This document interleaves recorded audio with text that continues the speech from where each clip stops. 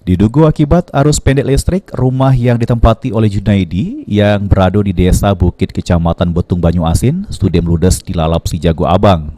Kejadian tersebut terjadi pada Daluari saat pemilik rumah lagi pada tidur. Warga yang berada di lokasi kejadian dengan gancang melakukan pemadaman sehingga akhirnya api berhasil dipidamkan. Sugi selaku Ketua BPD Desa Bukit jelaskan kalau kondisi rumah yang tertunu terbuat dari kayu, sehingga api pun dengan gancangnya tunuh rumah tersebut. Jadi pada pukul 11.30 pada saat itu api langsung membesar dan untuk akhirnya gini, warga sudah tidurnya ketika itu langsung api terlalu besar. Jadi ya enggak dengan alasan apa barangkali dari arus pendek.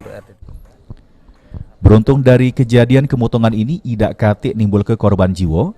Namun demikian, rata benda yang ada di jeruh rumah punya Junaidi sudah melok ilalap sejago abang.